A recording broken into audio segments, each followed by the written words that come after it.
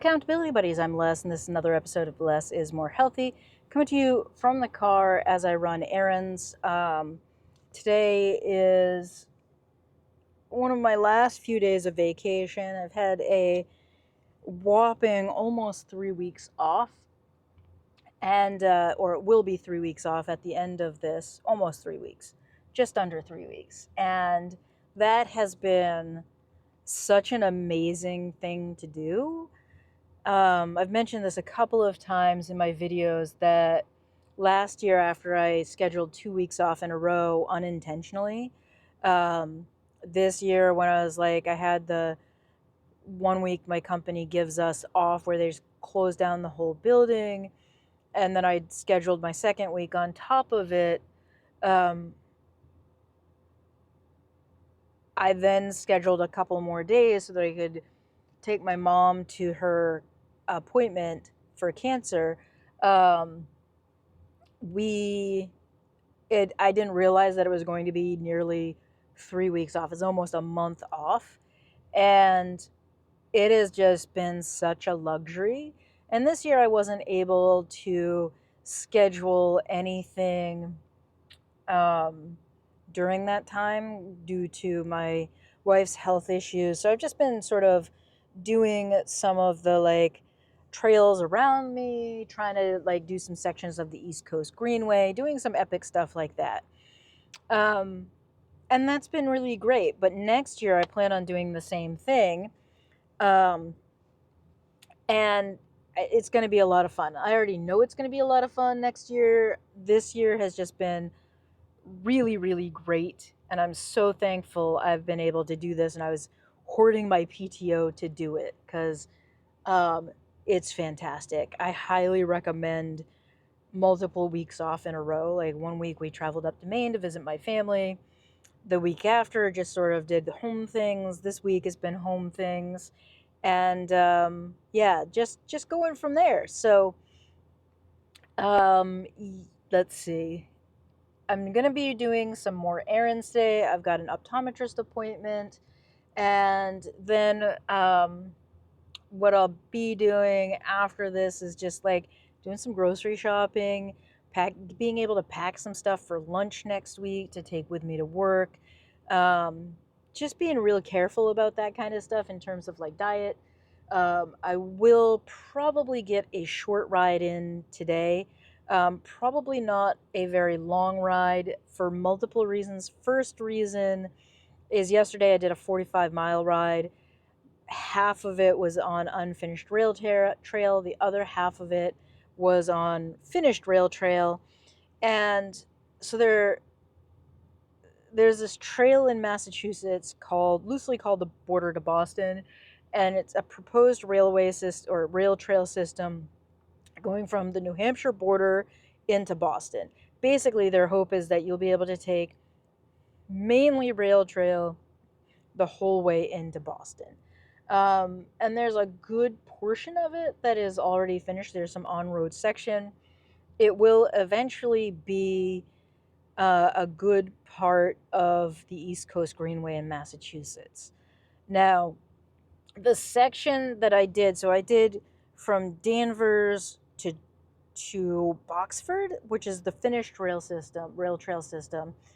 Boxford to Georgetown is unfinished and also highly contested. Right now, that section is right-of-way access only, and you can tell that it is contested.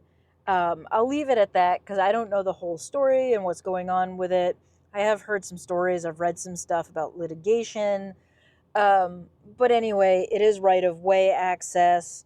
There are no trespassing signs on it. It is passable. It is legal to do it because it is the rail trail. But again, it is unfinished. And as such, it is pretty rough and overgrown. There are a lot of sections of it that are overgrown. And the other section I did was from Georgetown to Byfield, which is also currently unfinished. A lot more of this is passable by a variety of bikes. There are sections of the Boxford to Georgetown trail that are less passable um, by regular bike.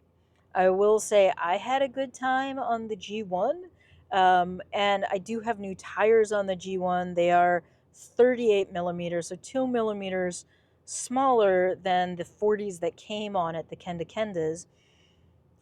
However, the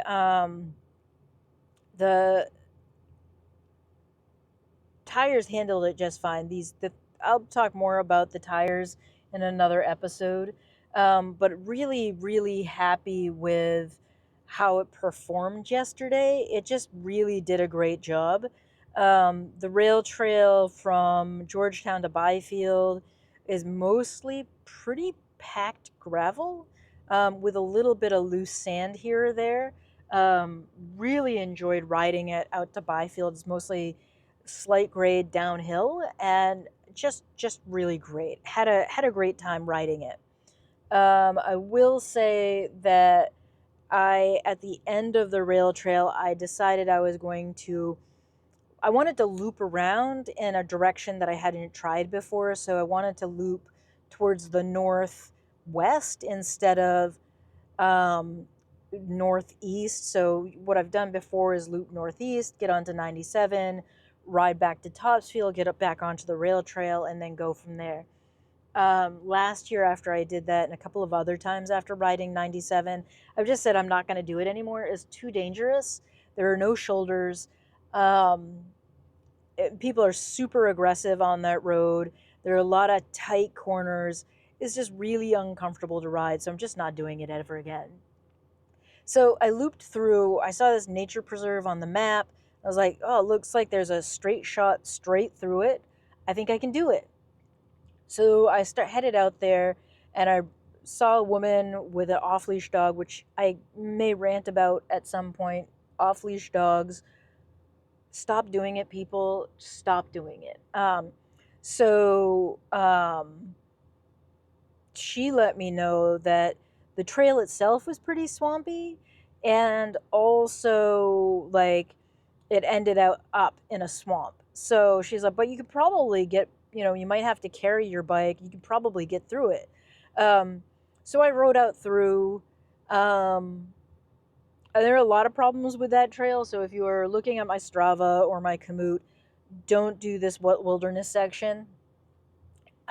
If This would be an amazing trail to ride with a couple of things changed. So first off, there are trees down to cross the road.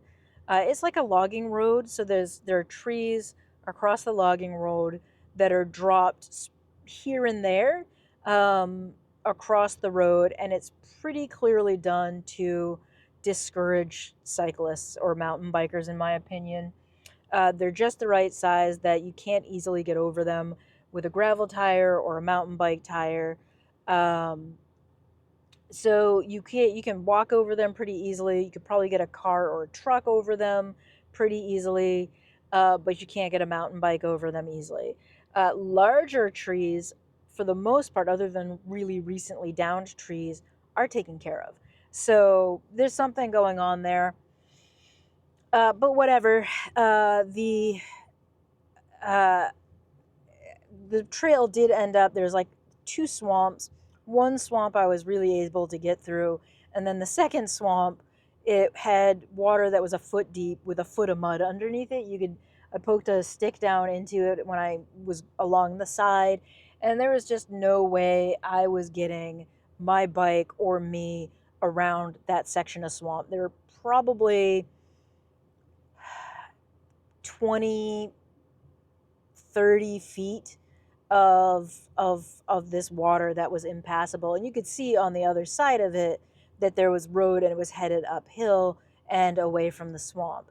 So potentially, if I'd gotten past that, I could have ridden, but I also didn't want to take a chance of coming to another impassable spot and then having to backtrack again and then make my way through that swamp yet again. So I decided to not do it. backtracked. Um, and there's a point at the beginning when I was first headed in where I didn't see one of the logs going across the road, and I hit it, and my foot slipped off my pedal, and I sliced my shin pretty badly with the pedal. I was bleeding pretty heavily. Ended up, thank goodness I purchased a and put together a first aid kit, because that it was not good. It wasn't good. Um, so anyway, that's another reason why I'm not riding. I've got this open cut on my leg that um, is just a mess. It's my shin is hamburger. It looks pretty terrible. It's not that deep, but it's deep enough that it just doesn't. It's gonna scar. So I got a cool new scar from an adventure. So anyway, I would highly recommend the Border to Boston Trail, even the unfinished sections, if you have a gravel bike and you are confident in your ability to ride sort of overgrown grassy areas, because it was so much fun. I am sore today for sure. Like, this is like a really intense ride, but it was also 45 miles long, and I did do a portion of it in trail that is not really ready to be ridden. So anyway, with that, I'm going to say thank you, and thanks for being here. Thanks for watching. Thanks for the comments and interaction. I really appreciate it. If you're new and you're enjoying this, give me a thumbs up if you'd enjoy that. I would enjoy it. Anyway, thanks, and I'll see you next time. Bye.